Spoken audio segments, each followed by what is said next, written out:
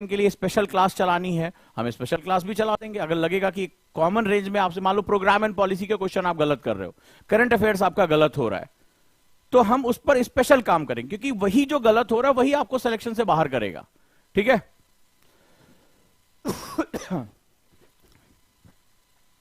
चलिए,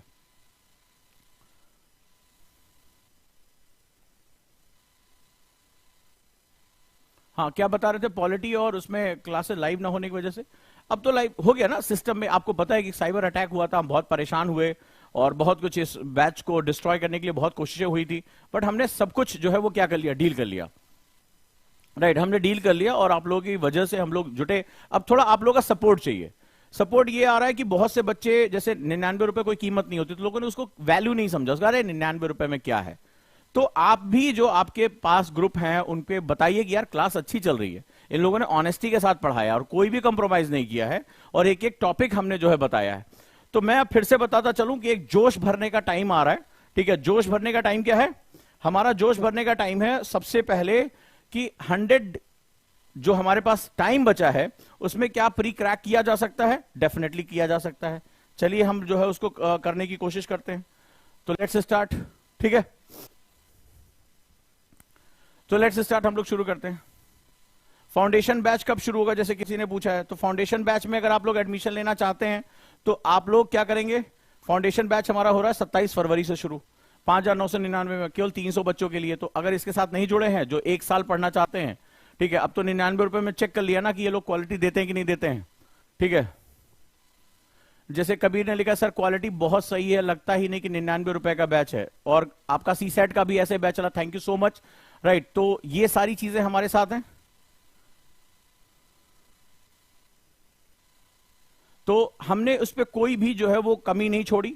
अब आप लोग का है कि आप लोग आपके साथ के जो ग्रुप है उनको बताइए कि one of the best classes हुई हैं, और 99 रुपए में बहुत से लोग सजा रहे हैं 99। कई लोगों ने एडमिशन लेके भूल गए कि उन्होंने एडमिशन भी लिया है, लेकिन हमारा पर्पस ये नहीं था। हमारा पर्पस था आपको प्रीलिम्स निकलवाना, क्योंकि प्रीलिम्स अगर नहीं निकलेगा आपका तो आगे सब कुछ डिस्ट्रॉय है। सबसे ज्यादा कठिन अगर कहीं पर बातचीत होती है तो प्रीलिम्स में होती है। सबसे ज्यादा डर यही लगता है, मेरे पास अभी बहुत से मैसेज आ रहे हैं, क्योंकि लगभग माना जा रहा है कि जो भी फॉर्म भरने की संख्या जा रही है, ये ट्रेंड जाएगा लगभग 13 साढ़े 13 लाख लोगों के आसपास। राइट, 13 साढ़े 13 लाख लोग फॉर्म भरेंगे। अब अंदाजा लगाइए, 1105 सीटें हैं और उसमें से भी 6 साढ़े 6 लाख लोग सेंटर तक जाएंगे एग्जाम देने के लिए। अब जो फाइट है आपकी वो इतनी भयानक है कि आप किसी पार्ट को नहीं छोड़ सकते। 6.5 लाख लोगों में जो 12,000 14,000 लोग होंगे वो मेंस के लिए क्वालिफाई होंगे। बुरी तरीके से डिस्ट्रॉय किया जाएगा यहां पे। तो ये आप लोग बिल्कुल तैयार हो जाइए। ठीक है, और आप लोग थोड़ा मेरे बिहाफ पर अवेयरनेस फैलाइए। ठीक है, अवेयरनेस फैलाइए, सबको बताइए कि क्लास चल रही है, उजांग सर वापस आ गए हैं, अब आ जाओ क्लास करने के लिए।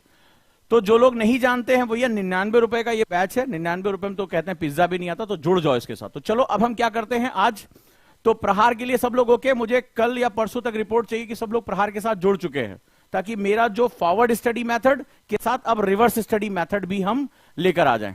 ठीक है, एनसीईआरटी की क्लास कब से शुरू होगी, किसी ने पूछा है। तो एनसीईआरटी की क्लास 2 मार्च से शुरू हो रही है, 3,999 में, उसके साथ जुड़ जाना। ठीक है, एक और चीज है, एनरोलमेंट का बता दे रहा हूं। एक मेरा नया चैनल शुरू हुआ है, ओजांग सर लाइव। जो ये लाइव क्लासेस हैं उसमें क्या होता है, आपको कई बार यूट्यूब पे पता ही नहीं चलता कि कौन सी लाइव हो रही है, एडिटोरियल की कौन सी क्लास हो रही है, क्विज की कौन सी क्लास हो रही है, द हिंदू के जो है वो क्वेश्चन कौन करा रहा है। तो क्या करना है, दैट इज ओजांग सर लाइव का एक चैनल हमने बनाया है। ठीक है, मैं अपनी टीम से निवेदन करूंगा कि वहां पर आपको शेयर भी कर देंगे, और ओजांग सर लाइव का यूट्यूब चैनल सब्सक्राइब कर लो। 1000 सब्सक्राइबर होने के बाद, अभी कल ही हमने लॉन्च किया इसको, ठीक है, इसको करने के बाद आपको मैं लाइव इसमें ले पाऊंगा। लेट्स स्टार्ट, शुरू करें। तो चलिए, आज हमारा क्या टॉपिक है? तो हम लोग कौन से बैच में हैं? 99 रुपए के बैच में हैं। Let's start. और 99 रुपीज में जीएस में 100+ आवर्स की क्लासेस हैं। जो लोग अभी भी प्रीलिम्स को लेकर कॉन्फिडेंट नहीं है वो इसके साथ कॉन्फिडेंट हो जाएं। और क्वालिटी बहुत अच्छी चल रही, जैसा कि कमेंट्स आ रहे हैं, क्वालिटी बहुत अच्छी है। और अब इसके साथ जो, जैसे अभी किसी ने लिखा इंडिया में number 1 quality, thank you so much Nitesh Pandey, thank you so much. ठीक है, तो चलिए क्लास में हम लगते हैं। और इसके साथ क्या करना है, मेरे ख्याल से सीसैट में भी जो विजय सर है वो पूरी तरह से जस्टिस कर रहे होंगे। और अब हम लोग क्वेश्चन करके अपनी गलतियों को इरेज करेंगे, सिलेक्शन पक्का होगा। क्वांटिटी के साथ चलिए, अब आगे बढ़ते हैं। तो आज हमारा लेक्चर क्या, पिछली बार हमने जो है वो प्रतिहार को किया। अब हम प्राचीन भारत में, अब प्राचीन भारत के इस सेक्शन में हम प्रवेश करते हैं कि भारत अपने स्वर्णिम युग में कैसे गया। आज की डेट में आप में से कितने लोग हैं जो ये सुनते होंगे कि भारत फिर से विश्व गुरु बन सकता है, स्वर्णिम युग में जा सकता है, भारत सोने की चिड़िया था? किसने किसने इसको सुना है? आज हम अपने लेक्चर में उसी दौर के बारे में बात करेंगे। और यूपीएससी ये प्रीलिम्स का जो कोर्स है वो कोर एरिया टच करता है।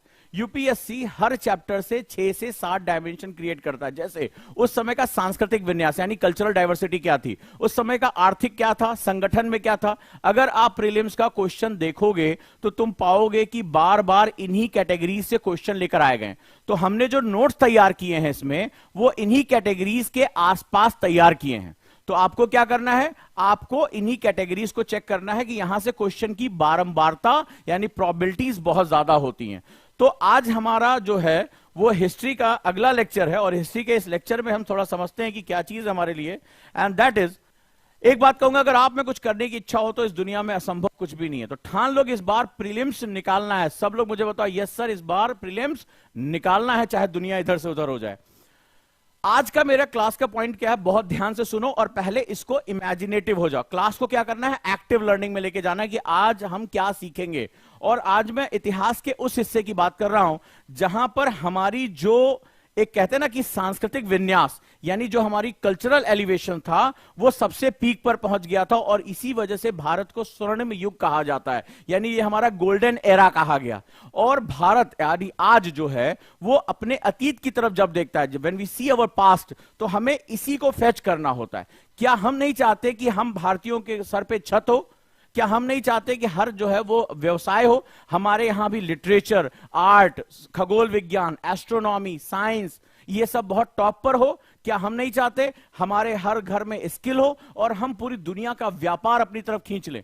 आज चाइना अमेरिका के ऊपर अपना जासूसी गुब्बारा छोड़ दे रहा है। भले चाहे अमेरिका ने उसको गिरा दिया, चू नहीं बोल पाया है। किसी और देश के साथ अगर ऐसा हुआ था, अमेरिका अब तक अपने जो है बमों से उस देश को बर्बाद कर चुका होता, लेकिन कुछ नहीं कर पाया। कारण है कि पूरी दुनिया की जब इकोनॉमी की बात आती है तो चाइना जो है वो पूरी दुनिया की फैक्ट्री कहलाता है। वो इतना प्रोडक्शन करता है कि अमेरिका का बाजार अगर चाइना हाथ खींच लेना तो अमेरिका की ऐसी तैसी हो जाएगी। और वो पूरी ताकत और शिद्दत के साथ पूरी दुनिया को कहता है, yes I am the boss in the production, मैं दुनिया के प्रोडक्शन का बॉस हूं। लेकिन आप अतीत की बात करोगे तो एक समय ऐसा था कि पूरी दुनिया का प्रोडक्शन का बॉस भारत था और इसीलिए भारत को सोने की चिड़िया कहा जाता था। ये वो समय था जब टॉलमी ने कहा था भारत बहुत दुष्ट देश है, हमारे देश का सारा सोना चांदी, रोम साम्राज्य का सारा सोना चांदी भारत की तरफ बहता चला जाता है। मतलब हम खींच लिया करते थे अपने प्रोडक्शन के दम पे। हमने कभी इतिहास में युद्ध नहीं किए, हमने कभी साम्राज्यवाद को बढ़ावा नहीं दिया, लेकिन हमारी आर्थिक ताकत बहुत प्रभावशाली थी।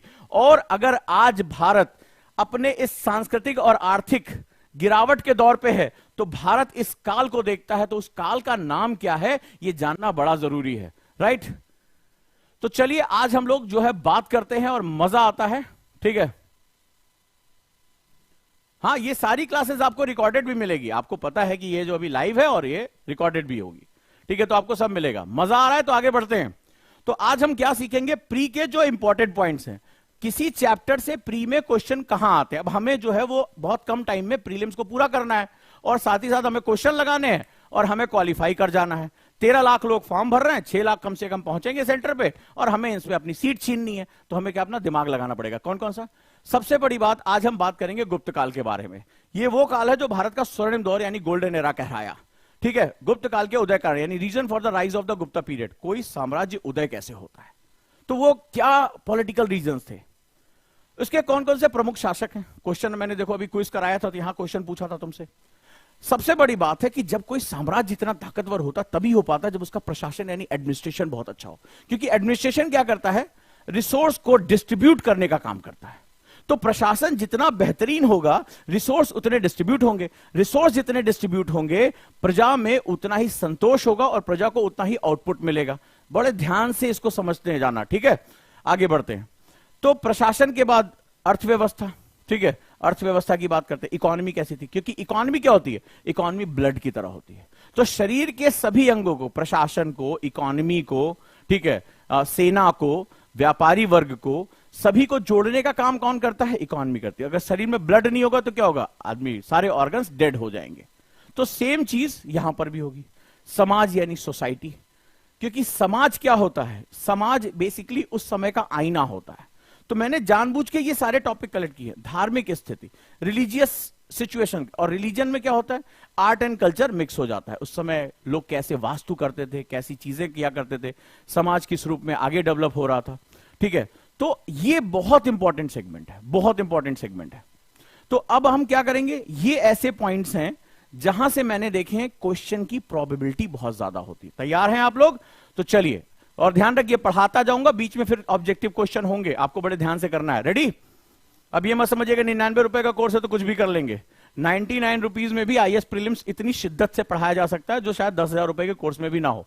चलिए, और अभी लोग जो नहीं तैयार हुए हैं वो जुड़ जाएं। 99 रुपए में भी अगर सोच रहे हैं तो बस वैलेंटाइन डे पे इस बार बाबू सोना को बोल देना